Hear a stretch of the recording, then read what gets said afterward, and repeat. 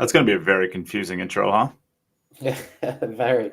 Where's Jim? Is he on his way, yeah? I don't freaking know. He's probably finding some sheep that he really thinks is cute and going to hang out with it for a while. Yeah, he'll be eating haggis or something. Yeah, that's what he's going to be doing. He's from Scotland. You think he was eating haggis? No, he's eating sheep. And he's not here, so I can say that. I don't know. I got nothing. It's a weird day. I am in a weird mood. It's Friday. We don't normally do the podcast on Friday. Yeah. And now this is what our life has become, isn't it? But We're sitting on a Friday. Two men's tournaments to talk about, at least one ladies tournament, and they're halfway through the US Open 8 ball at the moment, right? Yeah. I know Shane just got eliminated, so they're down to maybe 7th, 8th. Yeah, I pulled it up. Yeah, it's Shane got knocked out 13-14, so they're down to the final 9 through 12 for the. Where are you seeing the results? It's on Digital Pool. Digital Pool. Okay, I'll just send you the link right here, Scooter Butt. Got it. There you go. You know, I'm very helpful. There we go.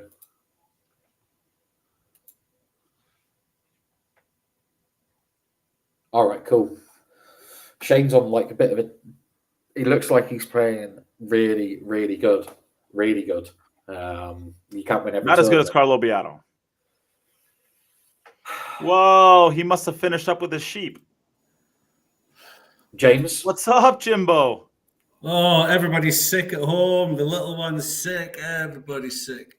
Oh, it's a nightmare at the moment. Hello, everybody. You don't sound very well either, to be fair. I'm just getting over it a little bit. Oh, really? Yeah. Oh. So what are we talking about? That tournament that I didn't watch because it was crap. We were just saying, well, I was just saying that Shane looks like he's playing well, but Nate, being argumentative, said that Biado. That doesn't sound like me. No. That doesn't sound like me. I don't want to go negative straight away, but did you see what Biado did against? I see what happened to Biado. I'm not sure. Yeah, are you talking about the foul he made? Yeah, with the 8 ball, hit it with his hand. Yeah. No, see, I wanted to actually talk about this because I think it's quite a valid thing. You know, there's been quite a few fouls we've seen recently, and Josh Filler got on and got interviewed and explained his side of the story. I'd like to see that happen more often, although it's going to be quite difficult for anybody to approach a player afterwards and say, "Oh, by the way, you fouled in that shot. Do you want to talk about it?" I mean, he knows he did it. Yeah. But Biado's one is one of those ones that, I mean, there's three main ones. We saw the Filler one, and that's just he didn't know the rule. Yeah. And his opponent either didn't or didn't see what happened either. Yeah. The Biado one for me is he knows he's touched something, but is he aware it's the ball, or does he think he maybe touched the rail? I think he knows. Because I've played before from that position where you feel your knuckles run along the top of something, but is it the side of the edge of the table, or is it the ball? You know, but yeah, it was a clear foul. Shane jumping a ball as well, and he hit the 8 when he was jumping over the top of it. I didn't see that one. Yeah, but it's one of those, you know, when you're jumping and you're jumping from quite a steep angle, the ball you're jumping over is not on your eye line. And when your eyes do transfer from the cue ball to where you're shooting to, by that time it's already over the ball, and it only just grazed it. It really didn't move much. It didn't affect the path of the white in any way. So that would be very difficult for him to see, and you wouldn't hear it either. But the Biado one is you saw by his reaction, he knew that his fingers touched something. Okay, what are you going to do about it? I mean, just another issue with that whole tournament, in my opinion. Yeah, right from day one, I just didn't like it. I mean, it's apart from the weirdest tournament. Prize money was great. You know, you can't argue with that. You have a world champion. There was some great matches. Yeah, but right from the start, I kind of lost a little bit of interest in that tournament. Right from the format. The format is goofy. Don't like for me, in my opinion, 64 players isn't a world championship. Yeah, I don't agree with that. I don't like the way the players were chosen. Yeah, 64 players when you clearly do not have I have no problem with 64 players as long as it's pretty clearly the 64 best players in the world. Well, this is it. And the biggest problem I have with it is, I mean, you've got 64. The WPA are obviously, they love their ranking. This is the whole fight they have with Matchroom about it's our ranking and you can't have it. So they love their ranking so much, but they have a field of 64 and they only give 16 from the world ranking. Yeah. That's not enough. There should be 32 for a start, at least. Now, if you're only going to give 16 from the world ranking, but then you're going to give 13, maybe 14 places from the Eurotour ranking, I mean, are you telling me that the number 13 on the Eurotour ranking is more deserved of a place at the World Championships than the number 17 on the world ranking? That is absolutely ridiculous. But I know exactly why I have a strong opinion on why that has happened. I mean, the Eurotour has become what we said and what a lot of people thought it would become, a little bit second rate. The top guys, there's no value for them anymore, so they're not going anymore. So you see now, if you look at the last 16s of the last couple of Eurotours, you see that there's a distinct difference in what it used to be. So they need to add value to that tournament and that tour again. Now, they're not going to add financial value to it because either they won't or they can't, because if they could, they would have already over the years. So how do they add value to it? They make the ranking worth a lot more than it should be worth. Yeah. You know? And for me, if there's 16 from the world ranking and 14 from the Eurotour ranking, or 13, whatever it was, that doesn't match up to me. It should be 32 from the world ranking. The Eurotour maybe gets 8 spots, then the other federations get theirs. That only 16 from the world ranking at a field of 64 is ridiculous. And some of the players that just didn't get an invite there is just ridiculous. And some of the players that were there that were basically dead wood in the tournament. I mean, you're going to get that if you give your federation their best players the spots, and it doesn't always balance. They're always going to, in some federations, are going to be weaker than the weaker players from other federations. But it just, I don't understand. Right then, they kind of lost me for a world championship when I saw that. It didn't make sense to me. And then there was a lot of controversy about what happened with Skylar and stuff like that over the 2 events. Some of it's justified, some of it's not justified. In my opinion, the way Facebook blew up at things that had gone on is just, Facebook gets out of hand sometimes. To suggest that he was victimized, I'm not entirely sure that that's correct. But the drug test. Well, the drug, that's the way the drug test happens. Yeah, of course it is. They walk up to your table and say, it's just never happened on video before. It's just never happened on video. That's the point. And there's people on social media saying that this has been public. It's in public for everybody to see, and it's embarrassing for the players. I says, well, no. If anything's made it public, it's people like you sharing everything, every video 20 times on Facebook. That's what makes it public for people to see. I still don't disagree with that. At the Eurotours and the European Championships, the guy walks over to you and says, "You've been selected for the drug test. Don't go anywhere. I'm going to escort you to the drug testing station." And you just say, "Okay." You pack your cues away and you walk off, and that's it. There's no embarrassment. Nobody's accusing you of taking drugs. They're just saying your name came out of the hat. Come with me. That's it. That's all there is to it. That's still just so. I don't agree with that though. I mean, we're talking about like small differences here, but there's no reason that the drug test cannot happen before the event. There's a players meeting. It's in the rules though. It has to. I don't. You can't. I understand it's in the rules, but that doesn't change the fact that it doesn't have to be in the rules, or it could be in the rules for before the event. You can't drug test somebody when the event hasn't started because you haven't started. You can't drug test somebody before they've performed. You have to drug test in sports. You have to drug test after they've performed. You can't drug test before they've performed. Like it's in. I guess what are you testing for? What are you testing for? I guess. Are you testing for testing, isn't it? There's a list of banned substances, and it's available to all the players. Okay, well then why are you only testing at the end of the event? Why don't you test at the end of the event? You're not only testing at the end of the event. I've never heard of anybody that got pulled at the middle of an event. The players who perform the best have more chance of getting tested. Well, they pick 3 from the last 16, is my understanding. 3 randomly from the last 16 players. And I heard that all of the last 8 were tested. Well, there you go then. So they might have changed it. But remember, Darren got tested a couple of years ago at the Wells. He just come off a bad beat. Drug testers came straight over to him. He's obviously like so highly strung when he's in a tournament situation. And yeah, he wasn't happy. I think he said some things. But at the end of the day, it was all, He was just annoyed that somebody had asked him at that particular moment in time. He wanted to be left alone. But what he was annoyed with, I think, was that he just played a tournament previously and he got selected for the drug test there.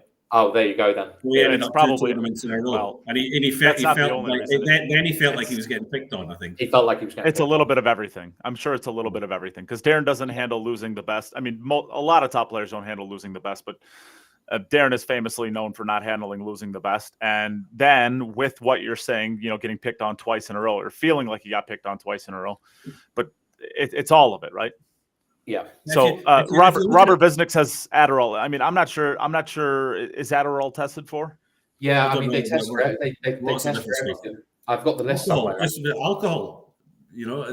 But I mean, if you look at it from the drug testers, from WADA's point of view, for them to make it as easy as possible to do the tests and to have to limit the amount of aggravation it costs the players or the time that it costs the players, the best moment for them to do it is when a player has lost a match and is out of the tournament, because then you can just go over to them. They don't have another match in an hour. They don't need to prepare for another match. So you go to the losing player and you say, now you have to come for a drug test.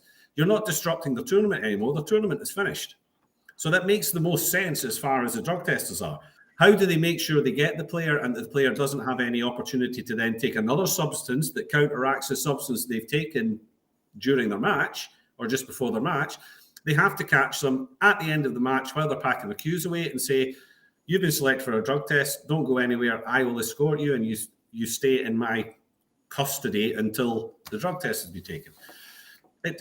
That's just the way it is. It's very cold and it's not nice, but that's the way the drug testing is, and it's going to happen more and more.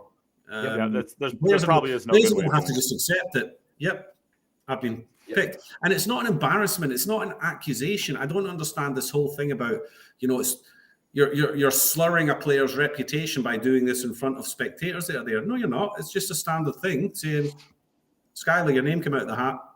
You know, it was a build-up of things for Skylar as well, and for the people that were with Skylar, that they kept seeing that almost every time he came to the table, there was something happening. You know, yeah.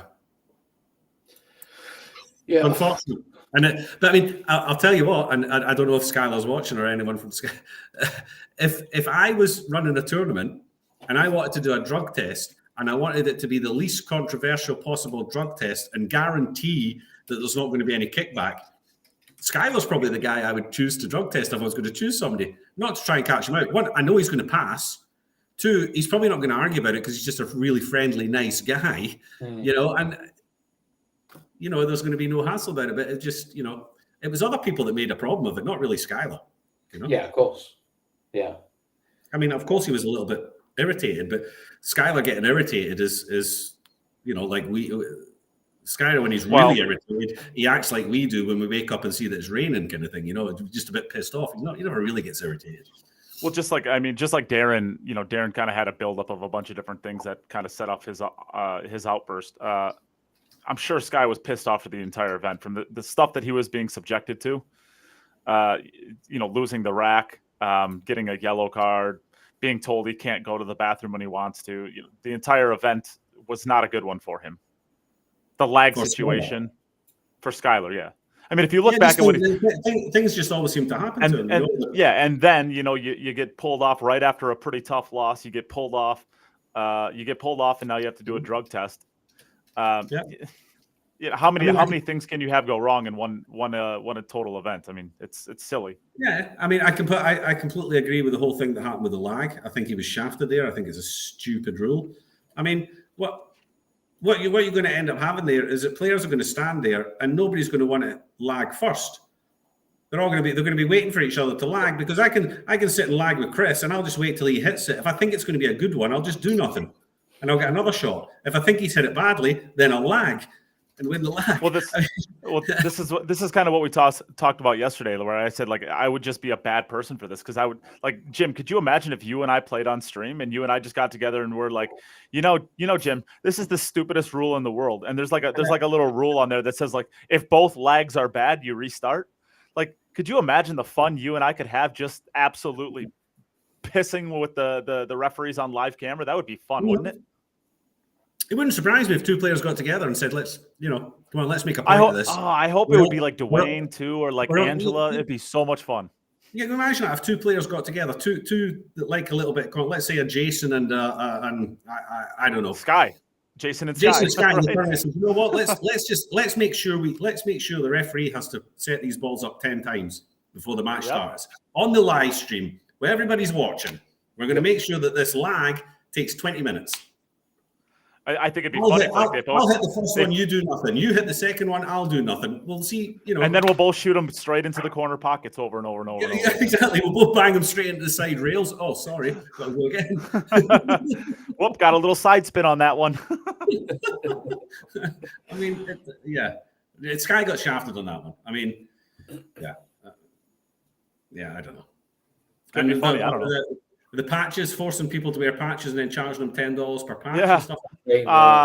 I mean, and saying that if you don't, you're going to forfeit. Yeah. I mean, I don't know. I mean, I was on holiday anyway, so I wasn't really in a position to follow it intensely. But when I did have time, I still didn't. I watched a couple of things, but no. Congratulations to Shane. No big surprise there that he's won another 10-ball title at the US Open, and congratulations to Biado. He was the best player there. If you look at the results he had, he smashed everybody. Yeah.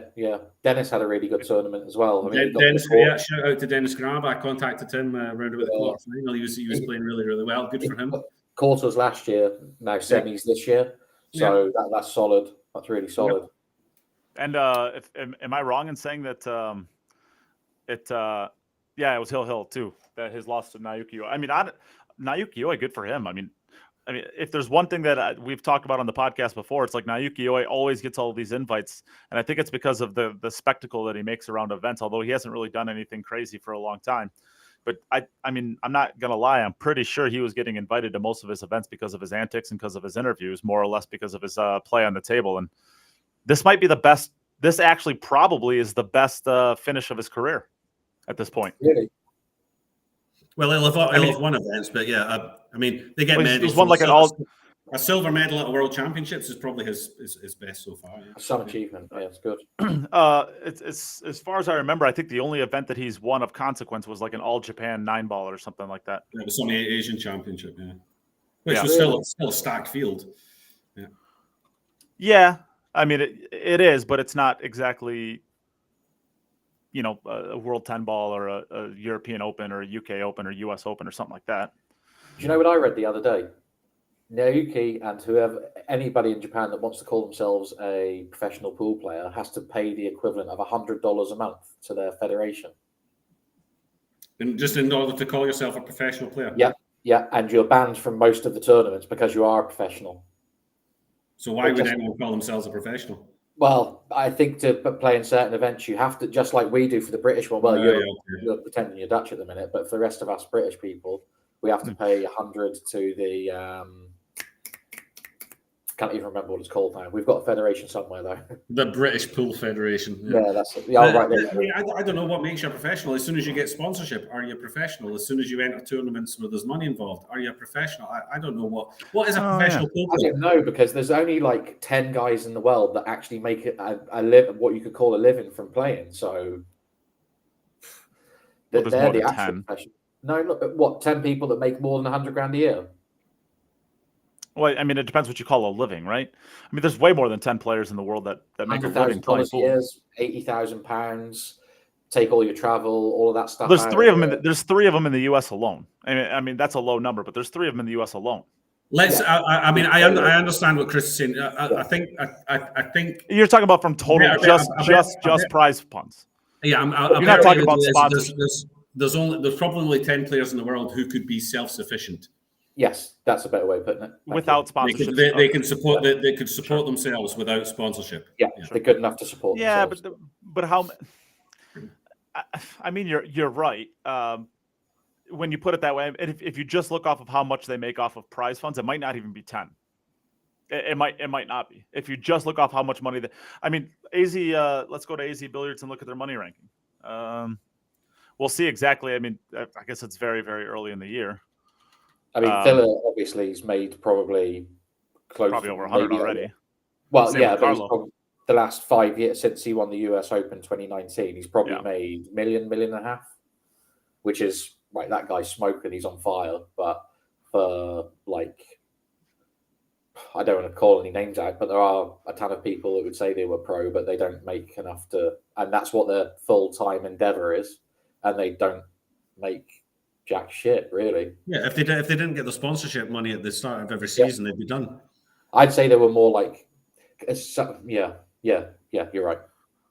I mean, yeah, and I'm sure there's probably a way to navigate back into the years of AZ Billiards. So, yeah, I mean, I'm seeing it all for this year. And if you just look, I mean, what we're basically a sixth of the way through the year, right? So Carlo Biado's already made 114,000, Josh Filler 75, Fedor Gore 75, Naoki Oi 50, Lee Van Cortese. But it's basically everybody that's just done anything in the last event. I was going to say Filler got all these 75 at the Derby. He must have more than that. 76,525. I mean, he went 2 and out in the World 10 ball, and I don't think he went very deep in the Las Vegas Open. Did he? Yeah, that doesn't cash you, does it? Yeah. No. Yeah. So what are you adding there? Yeah. And I don't think he's not at Griff's right now for the 9 ball or 10 ball, the U.S. Open stuff. Yeah. Well, is that not where he got filmed for his interview with Molina Mike about his foul? Oh yeah. Oh yeah. I guess. Of course, his foul was during the U.S. Open 10 ball, mate. Yeah, it was, yeah. Oh yeah. Yeah. You're right. So, unless they decided that World Championships. Oh yeah, he got fifth, sixth. Fouls only as well. That wouldn't surprise me. Fifth, sixth, but he only made $1,500 for fifth, sixth. Yeah. Fucking hell. $1,500 US Open fifth, sixth. Yeah. Well, that's. I mean, I'm not trying to crap on anybody. But these U.S. Open events used to be quite prestigious. Mm-hmm. I mean, they used to have a little bit of weight tied to them, and now they're just nothings. They're really. I mean, I think honestly, they still are prestigious. There's still Shane just he will keep going back to them. I mean, he'll keep going back to them, but it's not as prestigious as Derby City. It's not as prestigious as the Texas Open or Turning Stone. Was it ever? Yeah, at one point, yeah, for sure. Not Derby. No, not Derby, but like the Texas Open. I mean, it was at least in the same category, and now they're just. I don't know. So this is saying that Shane got 9,500 for his 10 ball 10 ball US Open. Yeah, there's still 4 players left on the A side. It's Victor Zielinski, Lee Van Cortese, FSR, and Joshua Filler. So yeah, he's playing in the 8 ball as well. At the end of the day, these tournaments, if you schedule them around the World 10 ball, then players are going to come. You're going to fill them with good names, because people are there already. So it's a good earning opportunity for it's just more money while they're there. So people are not going to travel from all over the world for that prize money, but if they're already in Vegas, then they'll play in it. Yeah. I was going to say, if this wasn't on the back of the World 10 ball, this wouldn't have half of this field. No. Yeah, of course. It just and that's with like basically what there's going to be. There's going to be a couple $10,000 first places, give or take, with the 8 ball, the 10 ball, and I'm sure there'll still probably be 5,000 or 6,000 for first for Banks, one pocket. Yeah. That's that's still going on too. I mean, it's basically like a less money, Derby City, but it's a way cheaper event because you can stay anywhere you want in Vegas and just commute to Griff's. Derby City's quite expensive. Yeah, but I mean the US Open events are way harder fields than what the Derby would be. Also, I guess you've got there's a lot of good players, and as you say, already in the area. Not always the case for Derby. Yeah, I don't know. I mean, we'll talk more about the U.S. Open, I guess, in a little bit. That's the 5th time Shane's won that. 5th time, yeah. He didn't even know himself. He was interviewed and they asked him. He said 3, maybe 4, but I think 3. Turns out it's 5. He's won. That's why. Yeah, that's. I mean, Matt Poland says the field is strong. The only thing that's lost is the hype. I mean, that's definitely a thing. I mean, I definitely agree with that. It's still not anywhere close to as tough as, let's say, Derby City, obviously. But even the Las Vegas Open, stuff like that. I mean, it's not as tough as those fields. I'm actually kind of surprised how many players didn't hang around and play in these events every single year. I mean, there's still good players. Don't get me wrong, but I mean, there's only 64 players that played in this event. Not even 64 players. A 64-person bracket. Yeah, there's 59 people in the 8 ball, I think. 57 or 59 I read last night. Yeah, I mean, you're looking at some of these players, SVB, Vitali. Well, here, this is the 10 ball, the finals. First place, SVB. Second place, Vitali Petsura. Third, Levan Corteza, Daniel Maciol. Fifth, sixth, Billy Thorpe and Joshua Filler. Seventh, eighth, Max Lechner, Albin Ocean. 9th through 12th, Roland Garcia, Carlo Biado, Oliver Ruger, Nick De Leon. And then from there, I mean, you go down, and I'm not saying that these players aren't good players, but I mean, we're dropping off pretty drastically to Dennis Laskowski, Human Dorner, John Mora, Danny Olson, Sina Vildezda, FSR. I don't want to say that. I'm not putting him in that, but there's still loads of good players in it. Ivan Belmonte, Mario He, Evan Lunda, Silviano Liu, Alex Pagulayan, Andre Chunorta. I mean, that's 17th through 24th. There's definitely a drop off once you get to that point. That you're not going to see that at you're not going to see that at a Texas Open, really. Maybe no, not really even a Texas Open. A Turning Stone probably, but that's still kind of just a regional event, I guess. It's just a bummer that the U.S. Open is kind of fallen to this, but that's what's going to happen when the Matchroom continues to create new events. That every single one of them is now a staple of World Pool. So, and shout out to Billy Thorpe, crushing Carlo Biado. Was it 9-0, 9-1? 9-1. 9-1. Gave him some chair time. Billy playing well again, or having phases where he's playing well again. Good to see. When he's on fire and when he gets going, there's he's got a gear. There's no stopping. Billy's a brilliant player, and he's I think he can be quite intimidating when he's on the table. Oh, he is big time. He can run. USA need him. We always end up talking about Mosconi. USA need him, so hopefully he can start playing some more events and getting his rhythm going and getting used to his new cues properly. And he's obviously still got that gear, even with his new equipment, to be able to do that to Biado.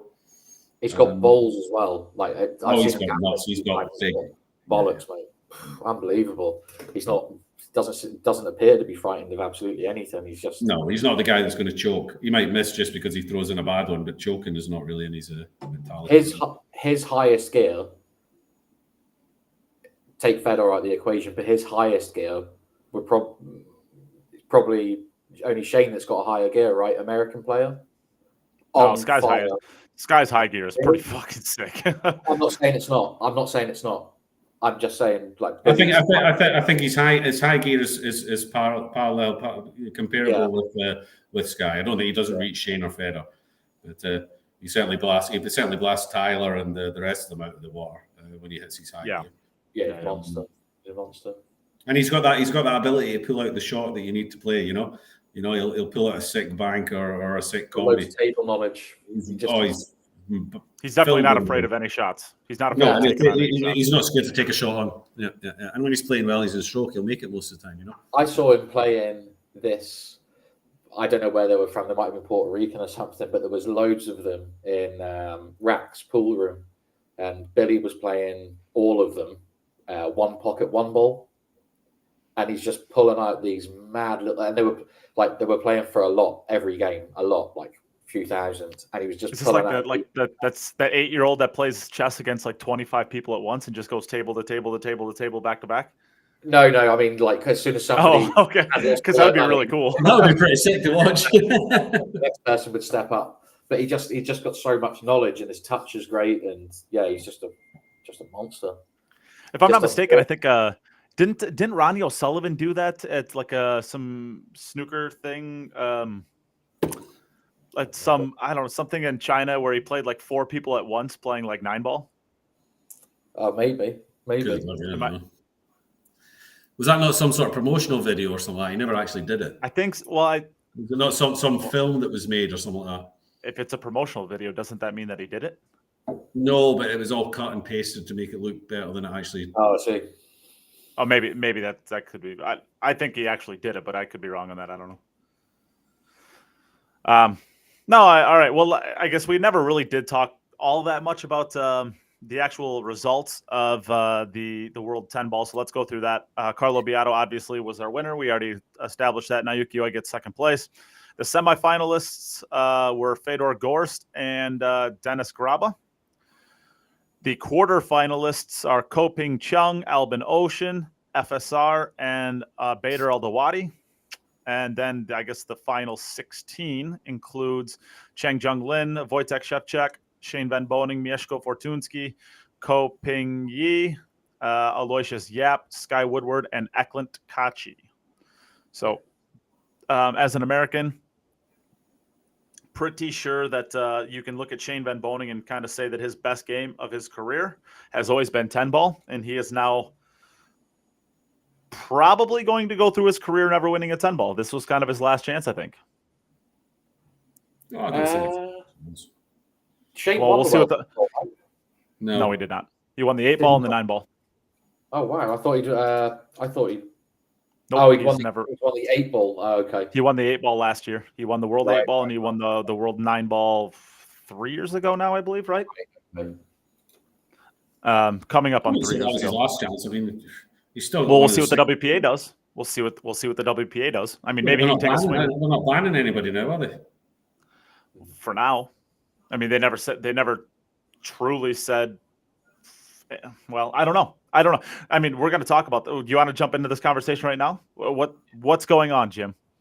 Can you explain to our listeners what the heck is going on? What you mean? The statement that was put out by the WPA? I can tell you exactly what that was about.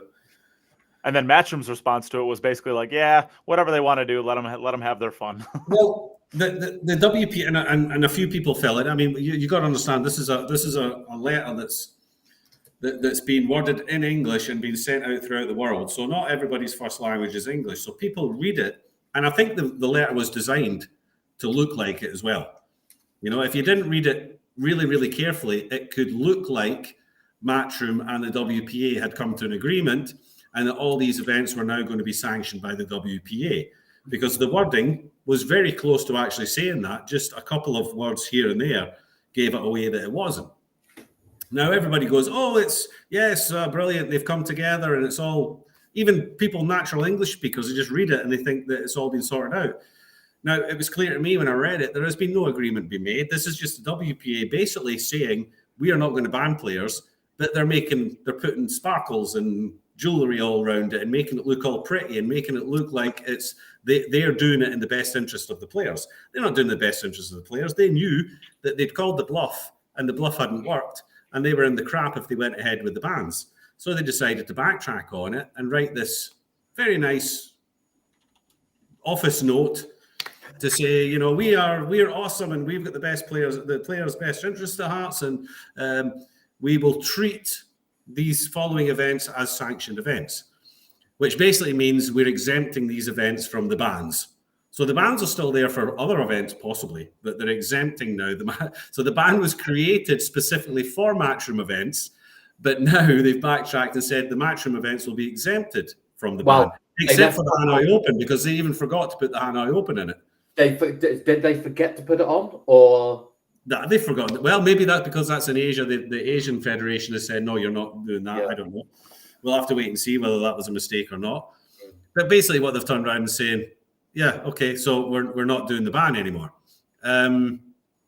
What's happening with Hanoi? I don't know. Maybe there's something else going on with the Asian federations there.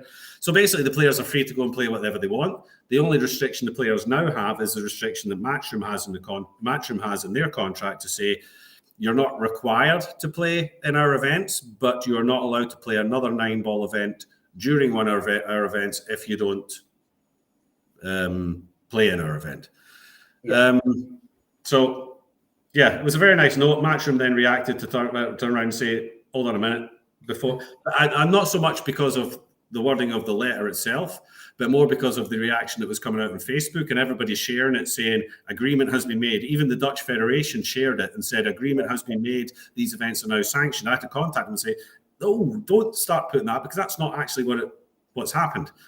And then Matchroom proud to say, no, there's not been an announcement, but we are willing to basically saying these events are still sanctioned solely by the WNT, PC, DF, QSR, whatever it is they call themselves, and that it's not sanctioned by the WPA. Whether that'll happen in the future, I don't know. Well, the WPA still have the World 9 Ball, and I don't know whether they're getting their 5% or whatever it is of the 1 million.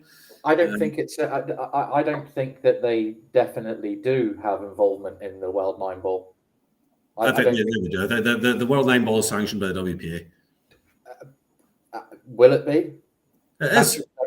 No, the event hasn't. Matchroom don't need it.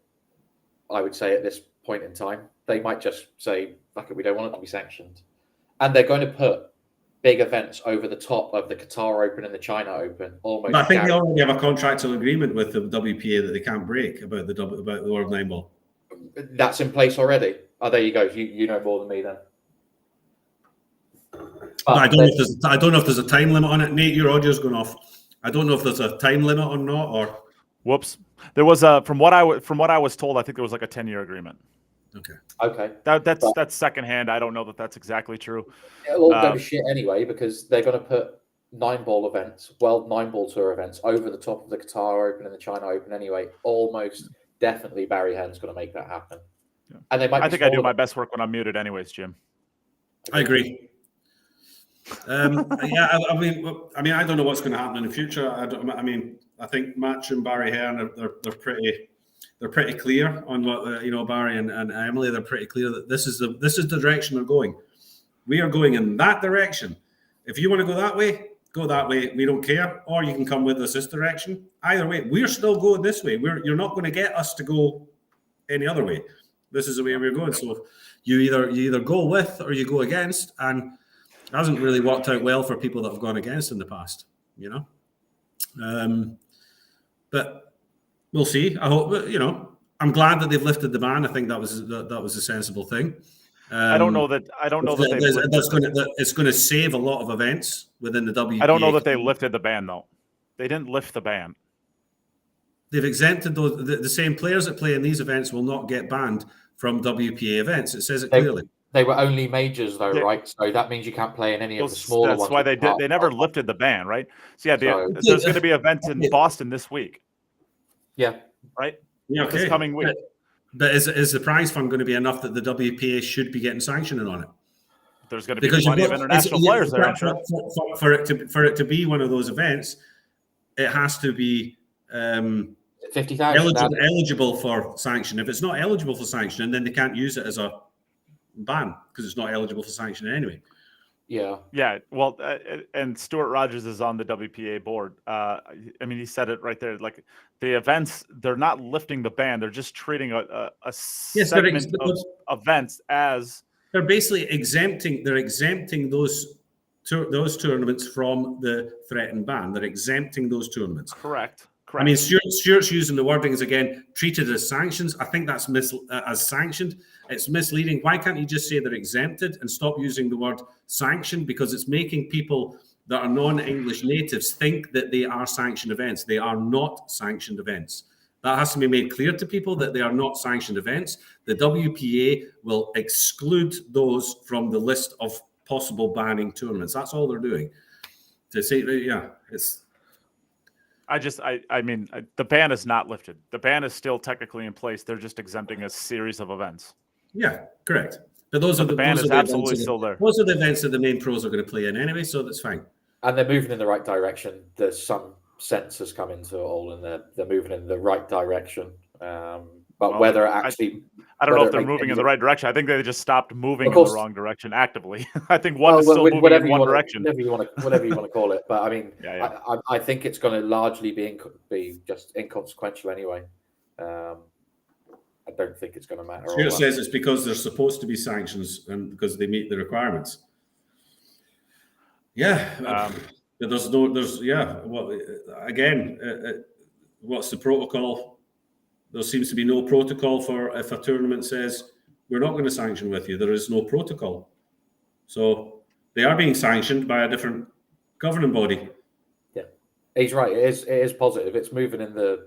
It's moving. Yeah. No, I'm glad that there's that. I'm glad that this has happened. I'm just this whole sanctioning thing. I mean, So the Matchroom. It seems to me now there's two sanctioning governing bodies. Like the McDermott Classic that's happening this week is $16,000 added. There is $10,000 added to the 9-ball. There's $5,000 added to the 1 pocket. There's $1,000 added to the 1-ball 1 pocket. As far as my understanding is, that does not qualify then for something that has to be WPA sanctioned, because the 9-ball itself is not $15,000 added. Am I wrong in saying that? It mustn't just. I think you're correct, and I think if it's not eligible to be sanctioned, then it doesn't count as a. Yeah. Because then you could do anything. You could turn. I could hold an event here in the Netherlands with only Dutch players and a prize fund of €500, and they could turn. That's not eligible for sanctions. So they don't care who plays in it. Yeah. And Tero is saying that the whole point of sanction process was to prevent cannibalization of the player base by strategically placing tournaments on top of each other. Used to be a thing in pool, Yeah, we know that, Tero, and I completely understand that. But what you've got is one body now who they want to have a major every single month, and then they want to have qualifications for these majors every single month. You very quickly run out of time in the year for all the tournaments, so there aren't going to be tournaments that overlap with each other. So let's look at even if they do sanction everything with the WPA, the amount of tournaments they're going to hold is going to mean that there's going to be overlapping within the calendar of the WPA. Absolutely, absolutely. You can't stop that from happening with the amount of tournaments it's going to be. Look at this qualifying event for the UK Open that's in Pattaya, or is it Pattaya or Bangkok? One of the two. It's $33,000 added for a UK Open qualifying event. Where does that fall into the full thing of being sanctioned, unsanctioned? Is that enough money where it would need to be sanctioned? For what was that? Does that need to be sanctioned? What? The UK Open qualifier that's in Pattaya. There's $33,000. The UK Open should be sanctioned, so the qualifiers go underneath that sanction, I assume. Yeah, but there's $33,000 added to that. Yeah, it's unbelievable. $8,000 for first place for a qualifier. The WPA would require that to be sanctioned. You don't know about there's no protocol for some. There's no protocol. The only protocol, if somebody says we're not sanctioned with you, is that they don't get ranking points. The players don't get ranking points for it. Yeah. But from as far as I'm aware, that's the only repercussion that there is to it. Well, I mean, with that kind of money, I'm sure they're going to get an international field too. I mean, not only do you have to have the added money, you have to also have the international field. And if you have $8,000 for first place and it's a UK qualifier, I don't see how you're not going to get players from all over Europe for that, at least. Yeah. Mm-hmm. Yeah. Well, Europe, I don't know. I mean, it's going to be filled up with Filipino players, but I think it's filled already. Yeah, it's we're going to see. We're going to have to wait and see how it all works out. I mean, I'm hope that the calendar can be sorted out, even though it's two different bodies, that they can sort of work together a little bit and certainly not deliberately overlap with events and stuff like that. But at the end of the day, how many 9-ball events are going to be outside of Matchroom? A couple of WPA, I guess, but not much. No. Can you the China Open? Qatar, China. What else is there? The Qatar Open. That might be the list. Yeah, just China and Qatar. Yeah. Oh, well, it depends what Turning Stone eventually ends up doing. I think they're not sanctioning with either, from what I'm gathering. Is that right? I mean, it's not on the Matchroom schedule, and it's not on the WNT, or it's not on the WNT schedule, and it's not on the WPA schedule. So is Turning Stone just deciding they're not going to sanction with anybody now? Well, Turning Stone had the problem with well, I don't think they have enough money to get sanctioned by the WPA, and they're not willing to change their rules. Matchroom, so Matchroom are not going to sanction them. So yeah. I think the guy that runs the Turning Stone is quite happy for it to stay as it is and not have any input from anybody. Mike Ziegler, is that it? Mike Ziegler. That's fine. The Turning Stone. That's his last name. For a lot of players, it's a great tournament. Well, I'll tell you what, it's probably the most prestigious. Yeah. For what he's done twice a year, filling up before the event that he's currently running, Phil is done. He's already filled the next one. I mean, that's awesome. He's done that for 50 years. I mean, it's crazy how successful that event has been. Yeah, Mike Zuglin. Yeah. I mean, that's that and the Texas Open. I mean, that is some of the most prestigious events the U.S. can probably two of the most prestigious events that happen every single year across the world, as far as longevity and just getting the events done and making them something the players want to go to. Yeah. Well, see, yeah, it is what it is, and the ban's been dropped now. I'm happy about that. It gives the players a bit of peace of mind. You got to stop saying the ban is. You got to stop saying the ban is. No, okay. Let's say for the top players. Well, I'll say that for the top players, there is no issue anymore because they're only going to be playing in those events. No, because there's still a lot of top players that still travel the world playing at a lot of events. I mean, you still see Mario He, Alex Kazakis, Dennis Graba. They all load up in a car and they drive across the U.S. They're not going to think to do that because there's going to be one major every single month. Yeah. Well, what are they going to do for the other 3 weeks? Their schedule is going to be made for an entire year now. There's going to be one major pretty much every single month. They're not going to be doing 3-week tours around the States. Stuff like that, picking up one pocket checks here and there and stuff like that. And what tournaments are these tournaments that would need to be sanctioned by the WPA? Outside of these majors, there are no tournaments that qualify for sanctioning. So basically, what you're arguing right now is there will never be another event worth going to outside of a match. I'm saying name one right. I'm saying name one right now. Texas Open, Derby City Classic. That should be sanctioned by the WPA. Are you saying that? Well, they're Matchroom ranking events. They just happened already this year.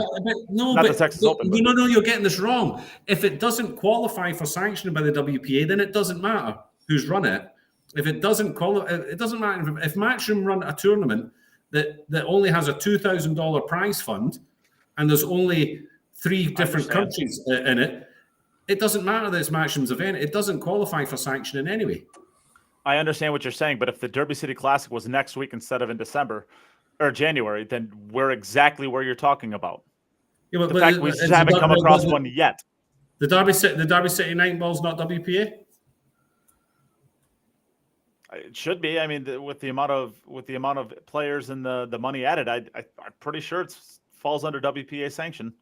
Okay, maybe that's a tournament the players have to look out for in the future. Then the Texas Open would be close, but you're going to end up finding a lot of players. You're going to end up finding that a lot of these organizers are now going to be adding $14,995. Exactly. To an event instead of exactly. That is the easiest solution for them. That's the easiest solution for them. If the cap is 20,000 added, right, we're adding 19,900. I mean, sure. And then if they want to add more money on the back end, then WPA wants to sit down with their calculators and find out exactly how much money is in the prize fund. Okay. Stuart's saying that that's what Matchroom want, no event outside their own. Well, no, I don't completely agree with that. I would say that's what completely not true at all because they're trying to build out a tour. Like they're trying to work with as many organizers as they can to build out a tour. They want 9-ball. They don't care if there's 10-ball. They don't care if there's 10-ball, 8-ball. They said to all the players, play the 10-ball World Championships. We're not going to do anything. Go for it. Do all these things. But 9-ball, you play with us. That's all they're saying. They're actively trying to work with any organizers that have enough wherewithal and enough organization to put together events. They're not trying to make everything their events. I mean, if you want to say their events as far as their tour, then I mean, they're trying to fill out an entire calendar's worth of tours because, to be honest, there's really not one that exists right now, and there hasn't been one that existed for 30 years. Which is pathetic. It's just completely pathetic. There's no point all these people complaining now that Matchroom have got their act together and they're doing something and they're actually putting together a calendar. And now everybody's upset. Get a fucking grip. So stupid. No, Stuart, that's exactly what I'm saying. They don't care about anything other than 9-ball. They don't care, and they don't care if the players play other events. They don't care. All they care about is 9-ball. If the World 10-ball clashes with a World 9-ball tour event next year, as the contract stands, we can go and play in the World 10-ball. We can go We play. can miss We the World can go- 9-ball we event. can go play the World 10 ball. Matchroom won't stop us from going and playing the World 10 ball if it clashes with the 9-ball event. They just don't care. The thing is, They're not going to right. support another. They're not going to support another discipline. They're not going to put money into another discipline. It's and 9-ball. we're not trying to like pick on you, Stuart. I think you're bringing up. And we've invited you onto the podcast in the past. And honestly, if you want to come onto the podcast literally right now, I will send you a link and you can join us. Yeah, please. We're not trying to attack you, brother. I mean, maybe it's honestly, easier to have this conversation sort of, I say face to face, screen to screen, rather than we're talking to a chat room at this point, right? And it probably looks like we're trying to pick on you. And at least I'm not. The only thing I'm saying is it's a little bit rich saying that attacking Matchroom for only caring about 9-ball when WPA is like saying, well, all of these 9-ball players and 10-ball players and pocketball, they just need to go play highball and then they can make all the money that they want to make. Well, yeah, but the rest of your tour sucks. That's all right. We have hayball. Just go play some hayball. Go to China, play some hayball, right? It's like the WPA in the interview that they did with Melina Mike over at Windows Open, the guy basically said over and over and over again, look at all the money we have hayball. Well, yeah, but we're not hayball players. Well, go play hayball. Well, that's not what I mean. And don't get me wrong. I mean, we're talking about one event each. Basically, the WPA's claim to fame is their hayball prize funds, and Matchroom's is 9-ball. They're only trying to do 9-ball. If you just look at the WPA schedule, and I know that they're still going to be adding to it, I understand that. Right now, if you just look at 9-ball, 10-ball, 8-ball, one pocket banks, you have literally about $600,000 in prize fund across all events. Maybe a little bit more, probably a little bit more. Probably a little, if you took the total prize fund, it's not a lot of money. Yeah, if they remove the hayball and remove the women's money as well, don't forget to remove the women's money because we're not all eligible for that. Yeah, and yes, the WPA is good of all disciplines. Yeah, that's your responsibility, but not everybody plays all disciplines. Not everybody plays all disciplines, so you can't say that there's money for this discipline is in the pot for everybody because it's not. Everyone's playing different disciplines. Everybody's, I don't know. I like what the WPA do as far as the growth of the sport and getting everyone together. What they've done for European pool with the APBF together, that's why European pool is as strong as it is. But it's just that top tier, there just hasn't been enough done over the years, and now Matchroom is doing it. Completely agree. That you're absolutely bang on, Jim. That's all there is to it. There's been nothing it's just done. That top tier. What do you once you conquer that European group and you're the top and you go into the world? What is there for you? There just was never enough from the WPA. Yeah. Yep. Simple. And now Matchroom are providing it. And great, if the WPA can provide something better, let's have them fighting with each other until we get an incredible product. But at the moment, let's be a little. I mean, the answer be a little careful saying Matchroom is. The answer we'll get there is the WPA are not promoters. Blah blah blah. Okay. Let's be a little bit careful in saying that Matchroom is providing it, meaning like this is what they have and everything's hunky dory now. I mean, the $1 million prize fund for the World Pool. Or the World Pool Championships, that's great, but the rest of their events are still not that huge. They're showing promise and they're building. It's still so early. It's still so. We gave the WPA 30 years. We gave the WPA 30 years. Let's give Matchroom 5 at least. Yeah, I'm not arguing with anything that you're saying. I just want to be a little bit careful. Let's throw the WPA a bone over here, and let's be a little careful saying that the WPA or the Matchroom has provided this for the players. We're good. We've reached our destination. We still got a lot of work to go, and I'm sure Matchroom is going to be the first to admit that. Right, Chris? You are right. You are right. As much as I want to disagree with you, but yeah, you're right. You're right. This is they've made the foundations are there to provide something that the players have wanted for a long time. Yeah, and already the first £1 million tournament, which is absolutely fabulous. I have some concerns, but hey, who's going to? I have huge concerns. I have huge concerns with it. My concerns are as usual Mosconi concerns and not really anything else. Yeah. Mine is everything WNT. Like what happens? I mean, let's take a really morbid example. Let's say a death in the immediate family for one of the top players is there, and they no longer can go to the World Pool Championship. You will be playing your entire season. You might win 3 more events the rest of the season, and it won't be as much as 7th place in this event. Yep. You basically, this is your event. This is your one chance. That's the one you want to win. It's the World Championship. The World Championship. I'm not arguing. Yeah. But what it does is it just decredits every other event. No, I don't agree with that. I think it starts to put things in the right natural order. So the US Open 9-ball is the most prestigious event in the world, almost certainly. This actually elevates the world 9-ball to where it's supposed to be. So with prize money, it's up there. It's going to be more. It's going to be, it's taken its rightful place as the biggest tournament, where the US Open's always been the biggest. Sure, but what it also is doing is making everything else worth near nothing. Like I said, you get the winner, whoever wins the World Pool Championship. Literally, you would have to win 4 of the other major WNT events to get above that person. What did you want them to do? Say to Saudi, no, make it $500,000 prize fund and then spread the other $500,000 around the other events. Like, yes. Not going to happen. That's exactly what I want. But then you're contracting the entire tour to Saudi, and they don't want to do that. They just want to contract the World 9-ball tour. Oh, I think they would. It's up for sale. Like if every event was in Saudi. No, I don't think they would ever do that. Jim, every big snooker tournament over the last 5 years has been in the UK, and there's only 2 or 3 out in China now. So there's literally no problem with doing it if the money's there. The players would do it if the money was there. Yeah, I don't know, because you're then saying to players, you got to move to Saudi, move to it's same for Chinese players having to move to the UK to play snooker. The difference is that pool is an actual global game.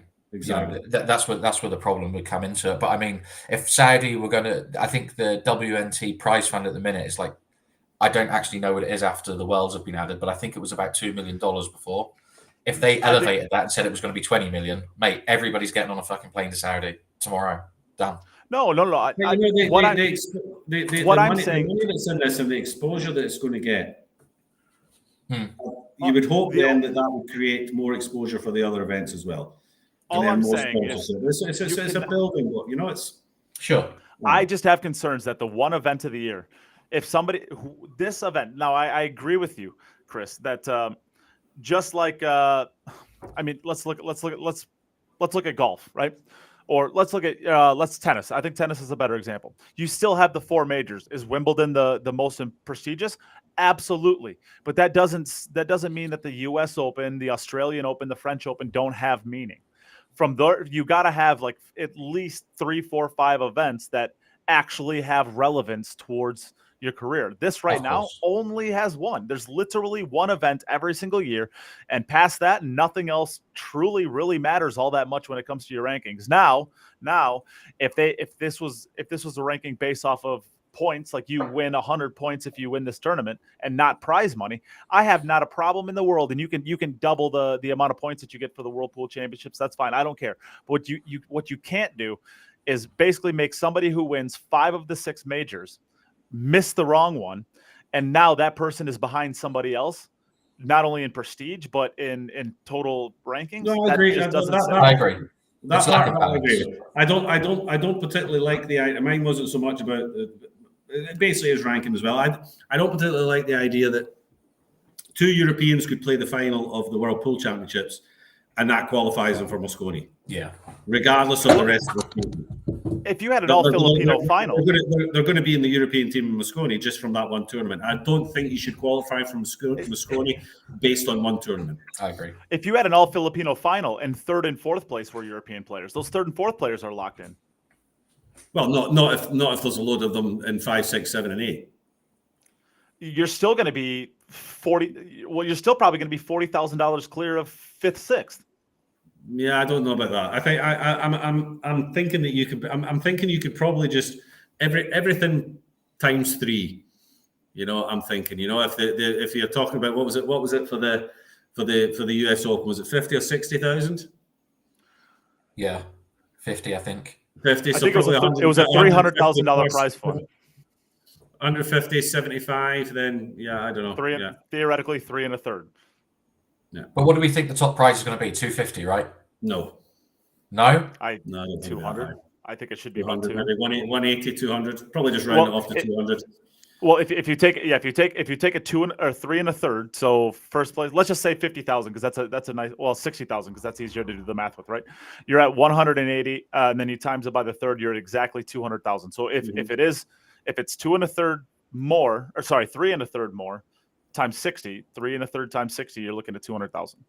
Yeah, I think I'll be around about 200,000, but it depends. Maybe they go deeper with prize money. I think everybody that qualifies is going to get paid. Yeah, and I think they'll start the prize money higher. Yeah. So it might actually not be such a big difference as you go through. They could end up saying 150 for first, and then that 50,000 gets distributed further down the rankings. You don't know how they're going to do it. I think what they want to have. But Jim, if you're looking at 200,000 for first, just to finish mine out, if you're looking at 200 for third, 200 for first, you're probably looking at about 140 for second. Third is probably going to be around 100. So both semifinalists are going to get about $100,000. You go down to the next spot, you're down to 60,000. That's an entire major clear of the next person. Yeah, I don't think based on that, but I don't really think that's going to be what will happen. I don't. What I wanted to say was that what they want the future to be, as far as I'm aware, is that there is no entry fees and that everybody gets paid when they get to the tournament. You just pay for a pro card, right? No, but if everybody is getting paid, then that's money going out straight away to 256 players for the main events. For the World Championships, 128 players. Now, let's say you start that off at $500 for everybody. That's already like $64,000 out of your pot just straight away. So I think that money probably gets eaten up differently than what it is at the moment. But we'll have to wait and see. She didn't give anything away. Emily didn't give anything away in her interview with Carl. Suggests to me that either it's not as massive for first place as what we are saying is 200,000, or they just haven't decided yet how to split it. Maybe I don't know. Yeah. Well, I'm sure she doesn't want to force herself into doing something that she's not comfortable doing. If there's still any debate on what the payouts are going to be, right? It won't all be Matchroom's choice either. Saudi will be having their say on what they'd like the top prize to be. Like they're throwing $1 million in, they're not going to let it. They'll want a marquee prize for first place for sure. Those with the gold make the money. Those with the goals make the rules. Yep. Yeah. No, but I mean, and to be honest, if they're going to do that, all of my complaints, not all of them, because I still think that it's a pretty big, but my complaints at least start to go out the window. If you do have like Jackie says, if it's 125,000 for first, and then you just kind of lower it down 10%, 10%, 10%, 10%, because then you're paying pretty deep, pretty far. I'm kind of okay with that, but then that still means that if you don't show up for this event, something happens, you have something going on in your life, some emergency, you can't catch a flight, your flight is canceled, you can't get there in time. That basically makes I still have that complaint where if you can't make this for whatever reason, you now will never, you have zero chance at a Mosconi Cup, you have zero chance at the World Cup of Pool, you have zero chance at the World Pool Masters, and you have 3 events off your calendar because you didn't play this event. I think worrying about ifs and buts for the individual players is just it's just an impossible balancing act. I don't think they won't even be worried about that. Can I ask Stuart to clarify something? You made a comment there saying that you felt that the WNT rankings were flawed. Can you elaborate on that? What do you mean by the WNT? Well, how are they? How you agree that you say that they're now flawed, or that the World Championships will make them flawed?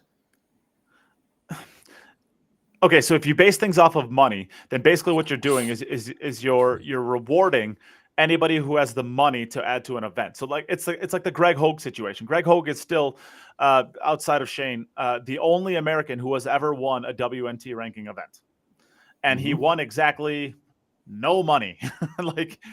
But he's won one of their events. So like, should he get credit for that?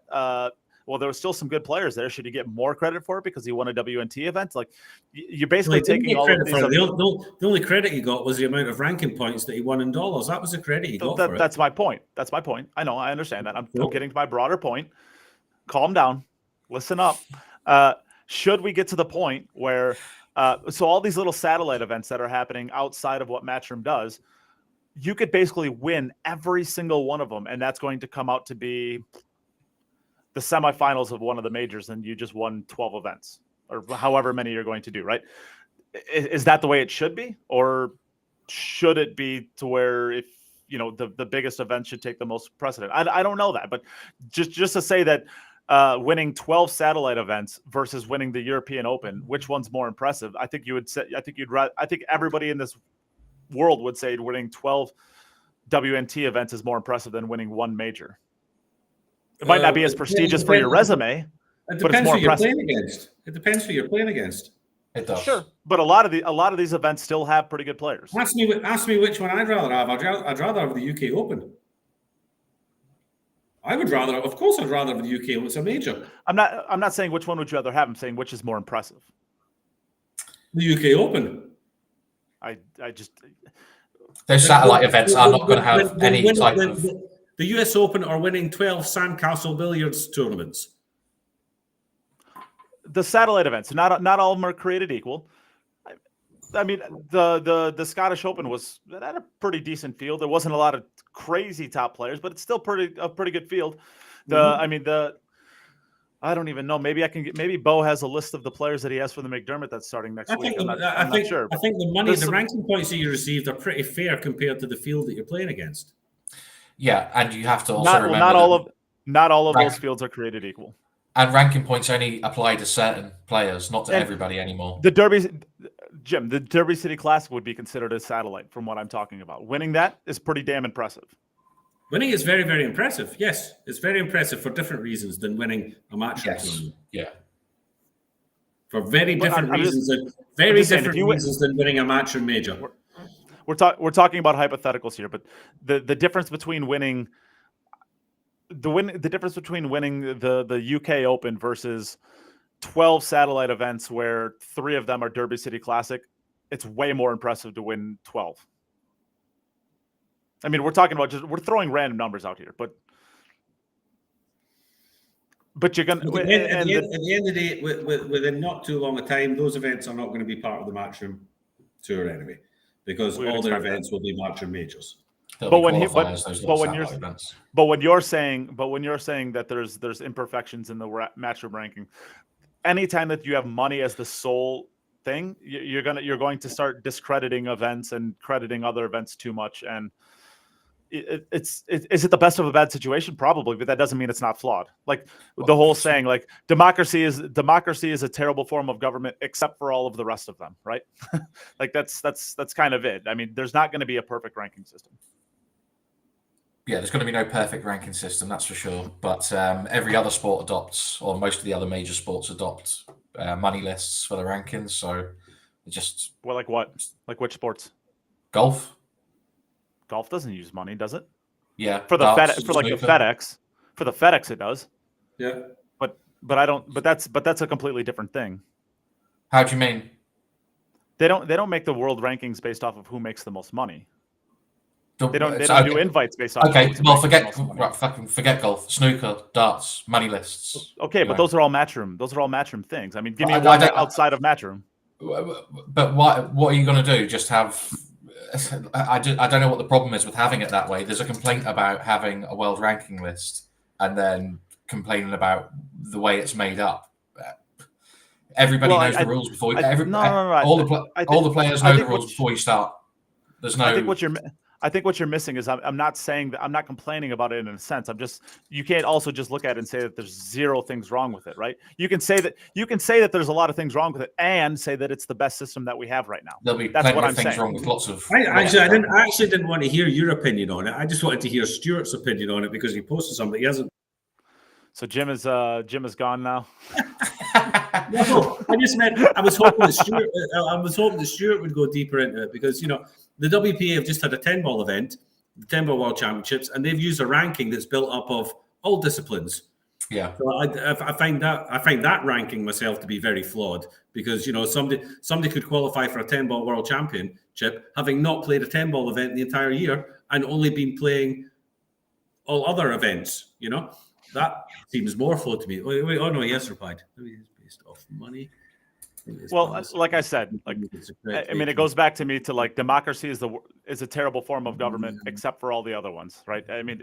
Ultimately, nothing is going to be perfect. They're all going to have imperfections. That doesn't mean that we can't critique them, and it doesn't mean we can't say which ones are good and for whatever reasons they are good.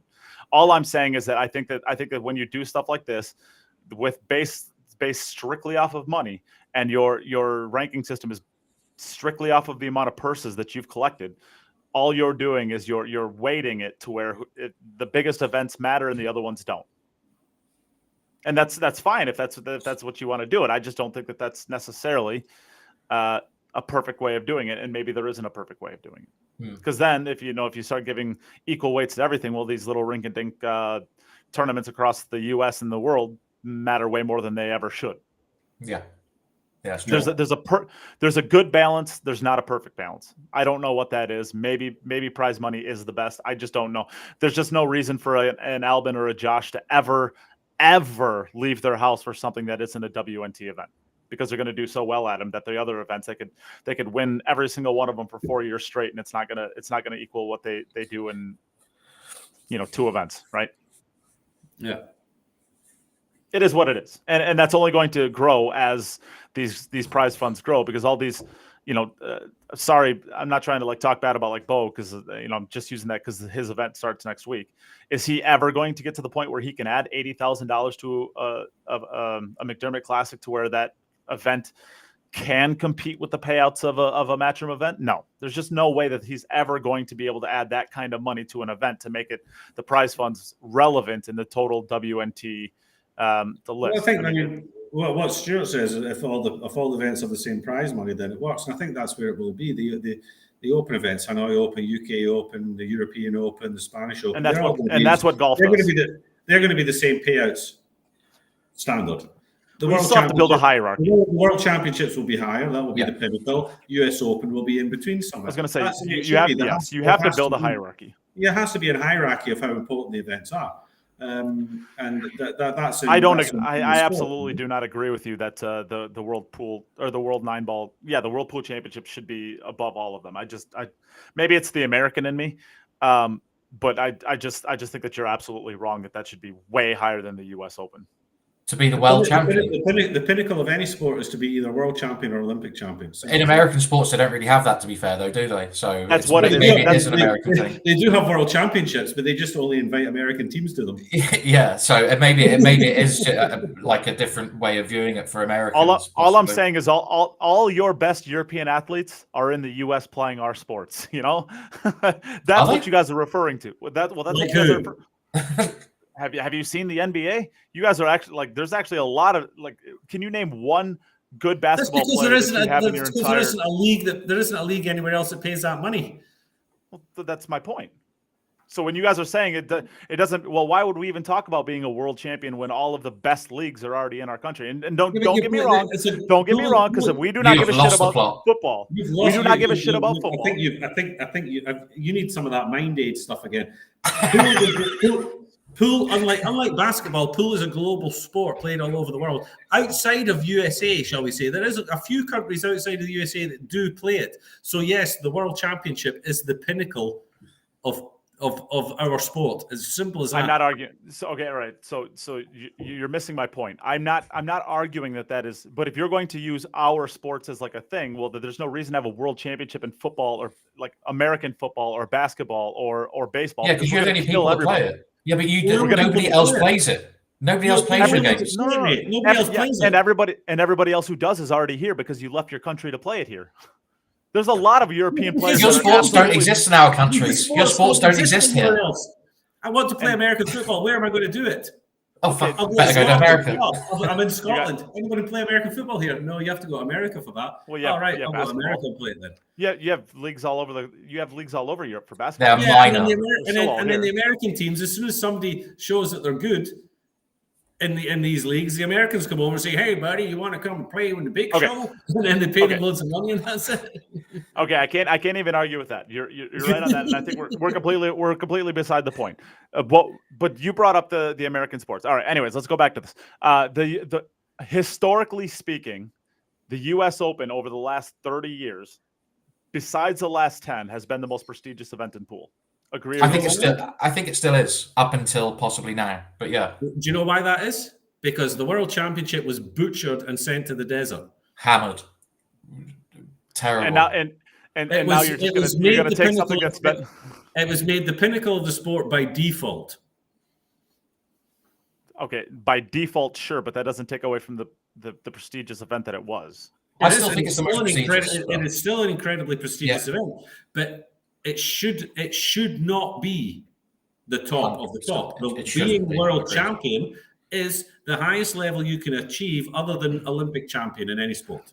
Simple as that. So if you ask any unless it's golfer, a world 10 ball and they get the selection completely wrong. Okay. So if you ask any golfer in the world, would they rather be Olympic champion or win the Masters? How many of them do you think are going to want to win the Olympics versus the Masters? The ones that have won the Masters will all pick the Olympics. What if nobody's won any? Ask Djokovic. You can win one more tournament. You can win one more tennis tournament before you retire. Which will it be? You'll pick the Olympics. 100%. I'd put my life on it. Yeah. Well, sure, because he's already won all of them 25 times in college. And it only happens once every 4 years. All right. So, Jim, you asked Djokovic the same question. Which event throughout the calendar year is the most prestigious to win? Not which would you rather win. Which do you think is the most difficult, or which one do you think is the most prestigious? He's not answering the Olympics no matter what. He's going to say Wimbledon, just like everybody else. Well, the most difficult for him to win is the French, but that's beside the point. Well, that's because Nadal is such a beast on clay. I mean, that's not anymore. Well, he's 50 years old, dude. My point is, there's no in tennis and in golf, no player on either tour ever would ever say that the Olympics is more prestigious than winning a Masters or Wimbledon. So there's a debate. There's still a debate that can be had. You guys think it's the World Pool Championship? Do you know why? Maybe you're right. I'm not even saying you're necessarily that wrong. I'm just.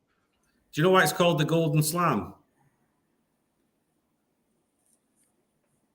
Because they never used to have the Olympics. I don't know what are you talking about? They've always had the Grand Slam, and now lots of players have had the Grand Slam or have won all of them. Not a lot.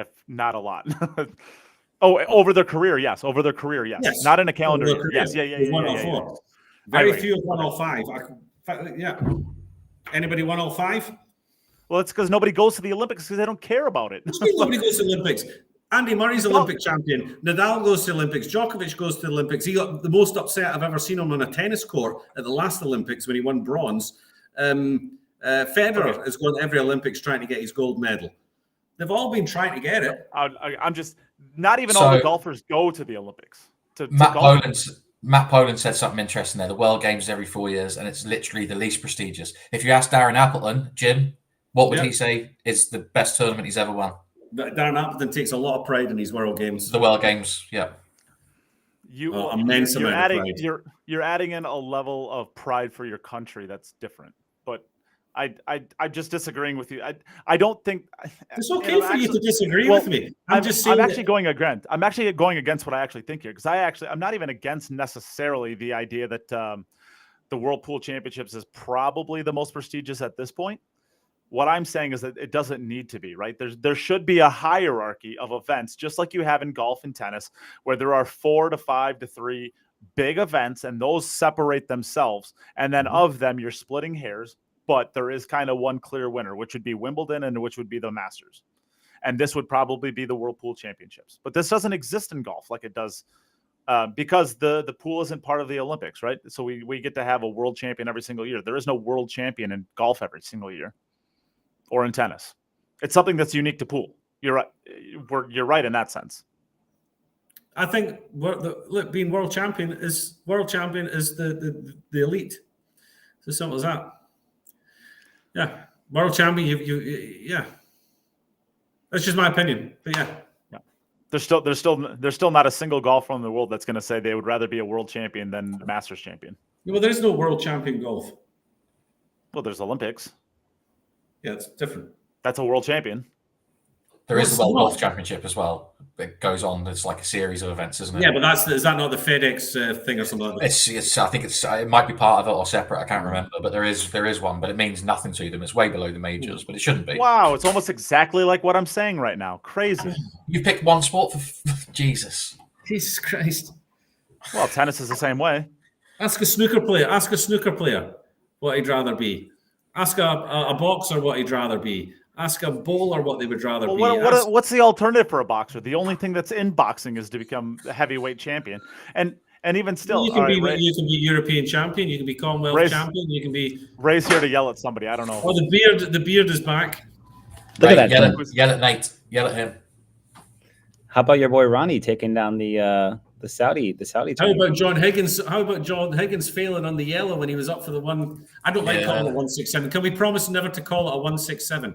Can we not just call it a golden maximum? Golden ball. Yeah, golden maximum is fine. Let's not call it a 167 because 147 is still the highest break. Simple. It's what? Right, are you not coming? Are you not coming on here? Gold ball.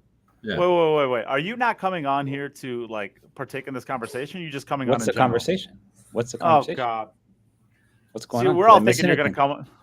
Did I miss anything? We're thinking you're going to come on here and like either tell me I'm stupid or you're going to tell Chris and Jim that they're stupid. Some things they're don't basically. need to be said. Do you have to be told again? Some things don't need to be said. How many times do we have to tell you? All right. So you can be the deciding factor. Jim and Chris are basically saying the U.S. Open has zero prestige. Well, actually, Chris can't even say that because Chris is actually saying that's you're lying now, Nate. Jim is saying that the U.S. Open is a nothing. He said it should be somewhere down below the UK Open and the European Open. The two most significant tournaments in 9-ball are the U.S. Open and the World 9-ball Championships. Those are all in agreement. Those are the two. Wherever you rank those individually depends. It would make sense that the non-Americans would value the World 9-ball title over the U.S. Open. Probably for the Americans, they care more about the U.S. Open. But I think we all care about it, though. I think we'd all say it was the most prestigious, but it shouldn't be, is what we're saying. Right. Being world champion should be. And to be honest with you, if that's a conversation, then we're in agreement too, because I think that the World Pool Championship, the way the pool is structured, it should be the most prestigious. What I'm saying is there's no damn way that you're ever going to tell me that it is at this point in time. Maybe going forward. So you're telling me that Shane Van Boening should have picked up more money at Griff's than what Carlo Biado did the week before. We're not talking about as world champion and US champion. World champion and US Open champion. Shut up, Jim. Now you're being an idiot. You know you're champion. 9-ball. You actually are. I actually am going to boot you now. That's just stupid. You know good and damn well. I said at the beginning of the event that the US 10-ball and the US 8-ball are like jokes of a tournament at this point, and it's sad. Well, we're talking about the U.S. Open 9-ball. Don't even take that little stupid. Yeah. Go off and get yourself some more wine. You clearly need some more.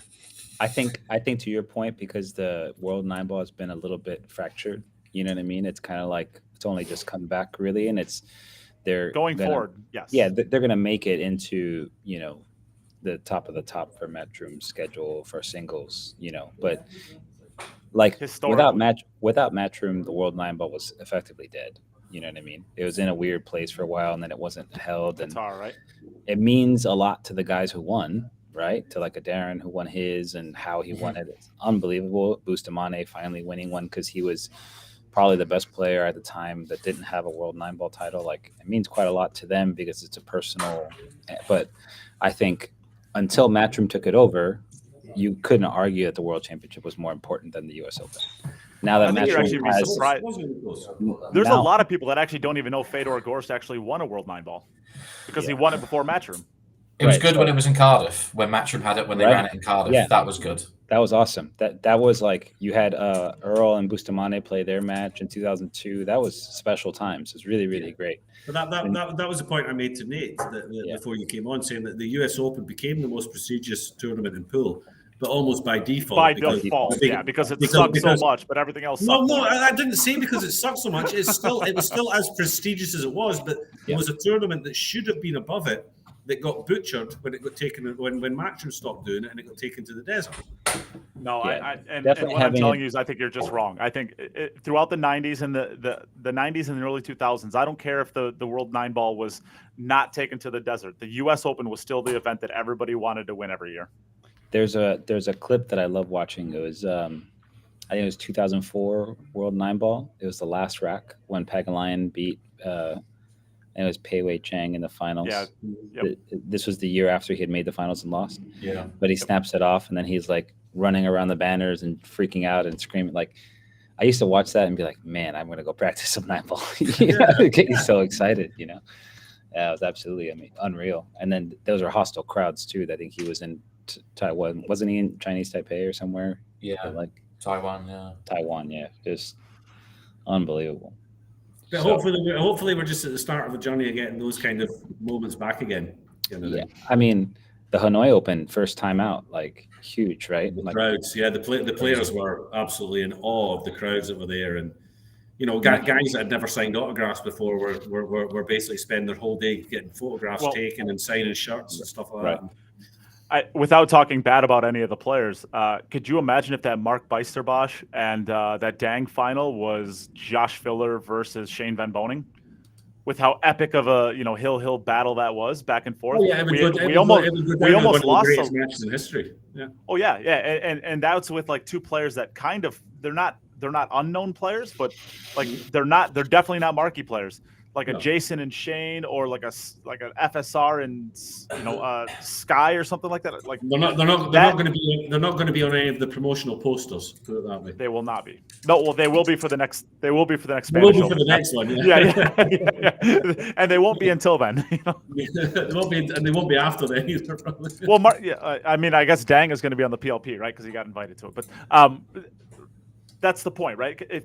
We're already getting a lot of those events. The only difference we're already getting a lot of those matches in those finals. The only difference is like they haven't quite happened yet between like two marquee players yet that you look at and be like, oh my God, did you watch? Like, let's put it this way: when the darts the World Championship, there were players that there were like snooker players that I knew of that were tuning into that. There were dart players all across America. There were pool players all across America.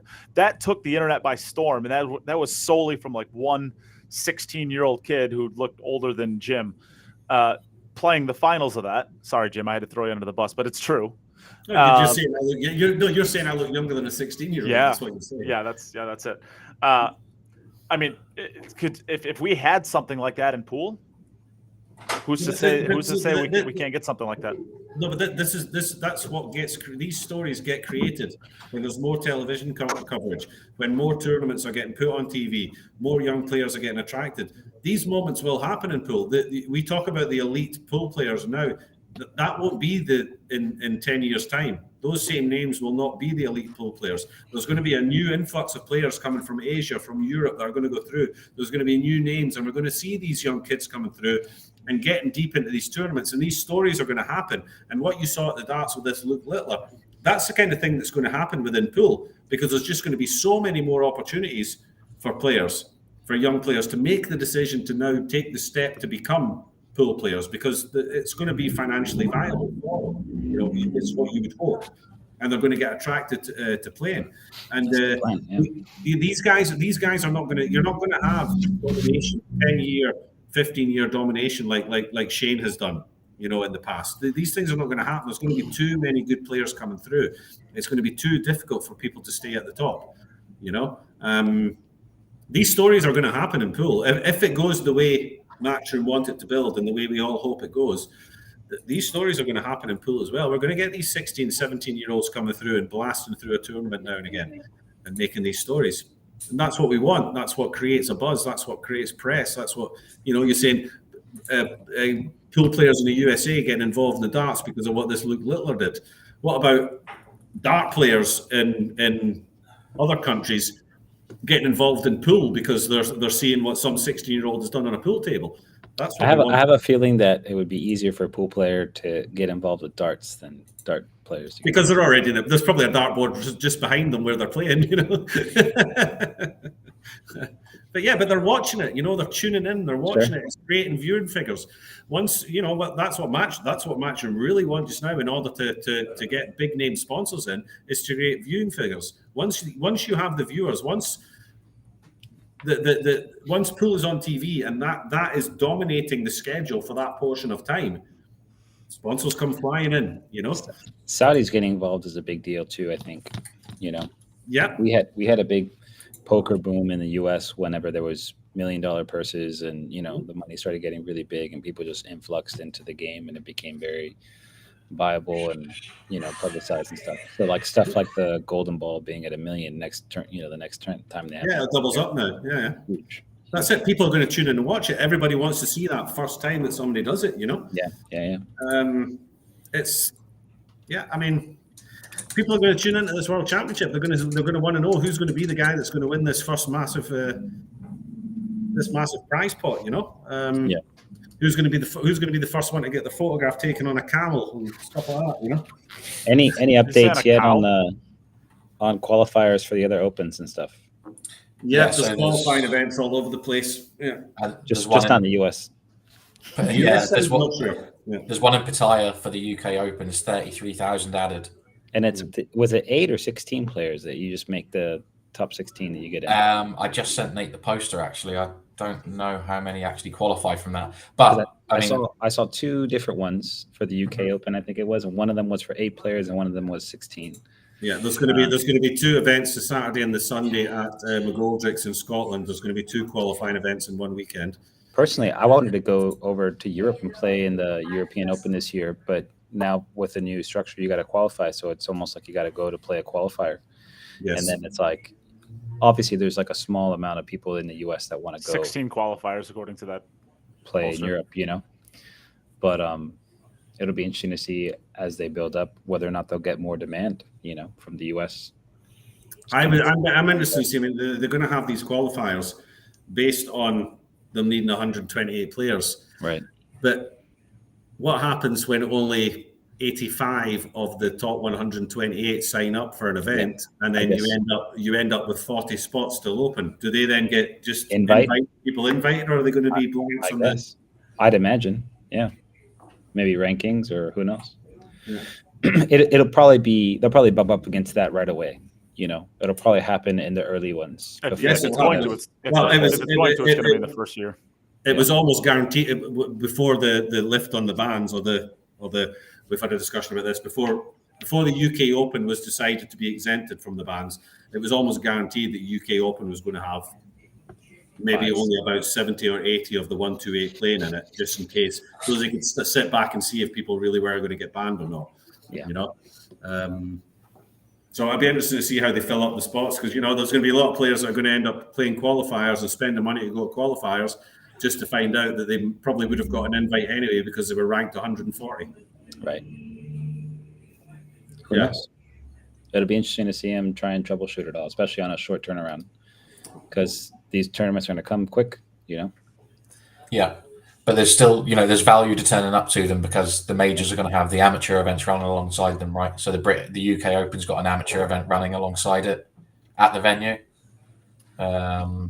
So that's good. There's still a lot of value there to turn up maybe the week before, try and qualify. If you don't qualify, then you've still got the other event to play in. So not all's lost. Right. Sounds fine to me. I'm ready to wrap up. I got to get going. Good. Yeah. Well, Jim, it was nice seeing you, pal. Chris as well. Yeah, you too. Hope you're all hitting them well. I haven't formally congratulated you on your win against Filler. Oh, thank you. Appreciate it. Thank you. He deserved it. Yeah. Well, somebody's got to come up here and do it. Yeah. Actually, you should be a lock from Moscone now. They need somebody to beat him. They just keep bending over to the guy. They just yield. Like, come on, put up a fight. No heart. I had to take time off of work to go beat that guy. Can you believe that? I had to go take time off of work to go, show that it can happen. And now everybody's doing it. I was beating him before it was the cool thing to do. Right. I love you, brother. I feel bad for you the next time you have to play Josh if he sees. I want to play him. I got to play him 6 more times. I might just take a snippet of the last 20 seconds of this video and just send it directly to Philip. Yeah, can you believe I had to take time off of work just to beat him? I beat him before it was cool to do so. He got beat like 2 or 3 times in a row now recently, right? He went 2-0 at the Vegas. It sounds like you ended his career almost. Yeah. I don't know. Enough people trying to say it. He's still 848. Well, he definitely dropped below 850. He was 850 for like a day, and and then went back down. So you're saying that getting beat by you only cost him 2 points? I can't believe that. Surely it will cost him more than that. Fargo's who knows? Fargo's terrible. None of my matches get put into Fargo. Only the ones I lose. My Fargo did not go up at all post derby. You're joking? No, at all. Because it only reports 1-0 or 0-1. It doesn't report like a 9-8 set. Josh is down to an 848. Yeah, down to an 8. He's down to the top position in the world. Congrats. Guy's really having a tough week. Yes, he's struggling. What a guy. He probably still wakes up in the middle of the night in a dry sweat saying, "No, not you, Raymond, no." I can't confirm that, so we'll see. I'll see him in Boston. I'll be at Boston. He'll be there. So Good He's luck. going to go to Boston for that, huh? He's I doing guess a he's little gonna be tour of there. the U.S., huh? Well, he's here, I guess, before he makes whatever the schedule is. I know Albin was saying like it didn't make sense for him to go to the UK or to go back home and then come back for PLP. You know what I mean? So I guess he's here for PLP. Yeah, I and suppose. Yeah. Same thing. yeah, Yeah, same right with Josh. there. Yeah, you're just like killing yourself with jet lag at that point, right? Oh my gosh, those guys. Even stuff like after that match, I got more of an appreciation for those guys because like we had no time. Like it was a big moment. Usually, I was like I had to play my next round right after. And like Shane was at U.S. Open, snaps off the U.S. Open 10 ball. And he's got to play Albin right away again first round. Straight away, yeah, it's crazy. And it's like that's probably when you want to play him. Like after you snap off a tournament, you don't get any time to decompress. You got to get back up and play. So well, if he loses the finals, you probably don't want to play him then. Oh right. But if he wins the finals, that's probably when you want to play him. There's a small distinguishing factor, but you're either going to get a pissed off Shane or a very happy Shane. This is why. Yeah, I think they're both equally dangerous. No? Yeah. This is why you almost like the Matchroom events more. You know what I mean? Because you can go have that moment, and you're scheduled out for your next match. And it's not like you're never doing that. Less of a hustle. Yeah, it's just way less of a hustle, right? Yeah, it's not. It does seem a lot more professionalized. Well, all right, let's close it out there, guys. Thank you all for joining.